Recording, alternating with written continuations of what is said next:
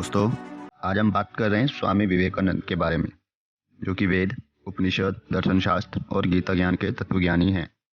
और वह ज्ञान, कर्म और शांति के ऐसे संगम हैं कि उनके विचारों के संपर्क में आते ही सांसारिक मोह माया के अंधकार में के सारे मार्ग अपने आप प्रकाशित हो जाते थे। दोस्तों, वे योग गुरु के योग शिष्य थे, जिनकी बुद्धि और ज्ञान ने दुनिया को इनके सामने झुकने पर विवश कर दिया। दोस्तों, स्वामी विवेकानंद का जन्म 12 जनवरी 1863 को कलकत्ता में हुआ। उनका बचपन का नाम नरेंद्र नाथ दत्त था और उन्हें प्यार से नरेन भी कहा जाता था। और उनके पिता विश्वनाथ दत्ता, जो कि एक नामी वकील थे, और उनकी मां भुवनेश्वरी देवी, जो कि एक धार्मिक प्रवृत्ति और बुद्धिमान औरत थी। और पूरे परिवार का वातावरण धार्मिक था। दोस्तों, स्वामी जी को अपनी माँ से ही हिंदू धर्म और सनातन संस्कृति को करीब से समझने का मौका मिला। अगर हम बात करें इनके सफ़र और संघर्ष की, तो 25 वर्ष की उम्र में सन्यासी चोला धारण किया और देश के कोने कोने में सनातन धर्म के प्रसार के लिए निकल पड़े। वे जिस राह निकल जाते, धर्म प्रेमियों का झुंड उनके पीछे हो जाता था। दोस्तों, और वह पूर्ण युवा आयु तक कई भाषाओं पर उनकी पकड़ मजबूत हो गई थी। स्वामी विवेकानंद का मानना है कि यदि आप दुनिया को बदलना चाहते हैं तो आपको पहले खुद पर विश्वास करने की आवश्यकता होती है। विवेकानंद का यह उपदेश प्रत्येक मनुष्य को उनके भीतर मौजूद क्षमता को साकार करने के लिए सशक्त बनाता है, और भी सिर्फ इसलिए कि आप अलग हैं। इसका मतलब यह नहीं है कि आप गलत हैं। इसलिए आपको अपने आप पर विश्वास करने की आवश्यकता होती है। उस रास्ते पर चलते रहना चाहिए जो आप सोचते हैं कि आपके लिए दूसरों की राय और उनकी मान्यता को जाने दिए बिना सही है। दोस्तों, क्योंकि हमें ऐसी शिक्षा चाहिए जिससे मानव के चरित्र का निर्माण हो, मन की शक्ति और बुद्धि का विकास हो और मनुष्य अपने पैरों पर खड़ा हो सके। दोस्तों, स्वामी विवेकानंद यह भी कहते हैं कि तुम्हें कोई पढ़ा नहीं सकता, कोई आध्यात्मिक बना नहीं सकता। तुमको सब कुछ खुद अपने अंदर से सीखना है, और आत्मा से अच्छा कोई शिक्षक नहीं होता, और आपकी अपनी आत्मा के अलावा कोई दूसरा आध्यात्मिक गुरु भी नहीं है। दोस्तों, स्वामी जी यह भी कहते हैं कि यदि आप अपना जीवन पूरी तरह से जीना चाहते हैं तो आपको हर उस चीज का सामना करना होगा जो आपके रास्ते में आती है, परंतु इससे भागना नहीं है। समझे दोस्तों, स्वामी जी अपने ध्यान मगन का प्रयास इतना बढ़ा लिया कि वे ध्यान मगन रहते हुए भी बिना सोए कितनी ही रातें गुजारने लगे।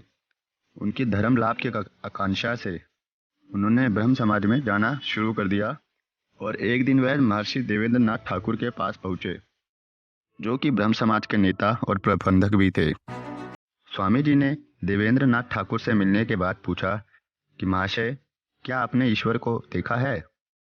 तब महर्षि जी ने स्वामी जी को कहा कि तुम्हारी आंखें बिल्कुल एक योगी की तरह है, और तुम्हारे शरीर में भी योगियों जैसे निशानियां हैं। अगर तुम सच्चे मन से प्रार्थना करोगे तो तुम्हें सत्य की प्राप्ति अवश्य होगी। तो देवेंद्र नाथ ठाकुर के इन्हीं बातों का स्वामी जी के हृदय पर गहरा प्रभाव पड़ा, और धीरे धीरे उन्होंने समझ लिया कि अतीन्द्रिय सत्य को प्रत्यक्ष करने के लिए उनको के ऐसे व्यक्ति के चरणों के पास बैठकर शिक्षा लाभ करना आवश्यक है जिसने स्वयं सच का साक्षात्कार किया हो। तब उन्होंने अपने मन में यह दृढ़ निश्चय किया कि उन्हें इस जीवन में कुछ भी त्याग करना पड़े तो इसमें जरा भी नहीं हिचकिचाऊंगा, क्योंकि ऐसे अशांतिपूर्ण जीवन को जीने से लाभ ही क्या है। और वह अपने चारों तरफ के वातावरण और विचारधाराओं में खो गए और एक ऐसे सदगुरु की प्राप्ति के लिए बेचैन हो गए। तब एक दिन कलकत्ता के शिमला मोहल्ले में रहने वाले सुरेंद्र नाथ, जो कि श्री रामकृष्ण देव से बहुत प्रभावित थे और उनके प्रशंसक भी थे। दोस्तों, श्री कृष्ण देव दक्षिणेश्वर में काली माता की पूजा करते थे। उन्होंने अपने जीवन काल में भगवान के अलावा कभी किसी को नहीं चाहा। दोस्तों, रामकृष्ण देव के साथ में आने के बाद रामकृष्ण देव ने नरेंद्र नाथ की ज्ञान की ज्योति को जलाने का काम किया, और फिर वहीं से उन्हें आत्मज्ञान की प्राप्ति हुई, जिसके बाद गुरु का साथ होने के कारण उन्होंने सत्य के मार्ग पर चलते रहने का निर्णय लिया और सन्यासी मार्ग पर चल पड़े।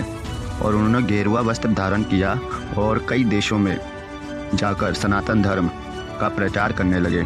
फिर एक दिन उन्हें 11 सितंबर 1893 में आयोजित शिकागो में एक विश्व धर्म महासभा में भाषण देने का मौका मिला, और उन्होंने बड़ी ही सहजता के साथ कहा कि मेरे अमेरिकी भाइयों और बहनों, इस भाषण ने सबका दिल जीत लिया और उस भाषण के कारण लाखों लोग इतने प्रभावित हुए कि स्वामी विवेकानंद से मिलने के लिए बेचैन हो उठे थे। स्वामी जी ने अपने भाषण से सबका मन मोह लिया, जिसमें उन्होंने कहा कि पहला कि उठो, जागो और स्वयं जागकर औरों को जगाओ और तब तक न रुको कि जब तक लक्ष्य को प्राप्त न कर लो। स्वामी जी के इन्हीं विचारों के कारण मानव ने अपने जीवन को जागृत किया है और आज भी करते आ रहे हैं। और फिर एक दिन रामकृष्ण देव जी की कैंसर के कारण मृत्यु हो गई, लेकिन स्वामी जी ने हमेशा स्वामी भक्ति का फर्ज निभाया और 3 साल तक उनकी इतनी सेवा की। उनके जाने के बाद स्वामी जी ने रामकृष्ण संघ और मठ की स्थापना की, जो भारत में आज भी मौजूद है। और कुछ दिन बीतने के बाद स्वामी जी का मन बेलूर मठ आने को किया। फिर वे बेलूर मठ आए और उन्हें देखकर सारे शिष्य खुशी से व्याकुल हो रहे थे। तभी स्वामी जी ने सोचा कि आज काली पूजा की जाए और उन्होंने पूजा अर्चना की और योग भी किया तथा दोपहर में छात्रों को योग, वेद और संस्कृत के विषय में पढ़ाया। और फिर एक दिन संध्या काल के समय स्वामी जी अपने कमरे में योग करने गए और अपने शिष्यों को शांति भंग करने के लिए मना किया और अपने आप को एक बंद कमरे में कर लिया और 3 घंटे तक अकेले रहे। और उसके बाद योग करते समय उनकी मृत्यु हो गई। दोस्तों, पूरे विश्व में भारत के अमूल्य आध्यात्मिक खजाने की महक फैलाकर स्वयं विवेकानंद ने मात्र 39 वर्ष की आयु में 4 जुलाई 1902 को अपना देह त्याग दिया। दोस्तों, कितनी बार ऐसा होता है कि हम असुविधाओं के कारण हार मान लेते हैं, लेकिन अपने लक्ष्य को छोड़ देते हैं। क्योंकि स्वामी विवेकानंद मानवता की महानता में विश्वास रखते थे और उन्हें मनुष्य कैसे भी किसी भी बाधा को दूर करने में क्षमता रखते हैं, यदि वे पर्याप्त रूप से लगातार हो तब। यह स्वामी विवेकानंद का एक स्वर्णिम उपदेश है, क्योंकि उनका मानना है कि यदि आप लगातार कुछ करने के लिए काम कर रहे हैं तो आप सफल होने के लिए कर रहे हैं। इसलिए यदि आप बार बार असफल होते हैं तो इससे कोई फर्क नहीं पड़ता, क्योंकि यदि आप प्रयास करते रहेंगे तो एक दिन आप या दूसरे दिन अपने लक्ष्य तक अवश्य पहुंच जाएंगे। दोस्तों, स्वामी विवेकानंद आज हमारे बीच नहीं है, पर उनका दर्शन हमारा मार्गदर्शन कर रहा है। अंत में स्वामी विवेकानंद ने ऐसे हजारों विचारों को मानव तक पहुंचाया। और दोस्तों, ऐसी ही और मोटिवेशनल थॉट्स वाली वीडियोस पाने के लिए please like, share and subscribe जरूर करें। धन्यवाद दोस्तों।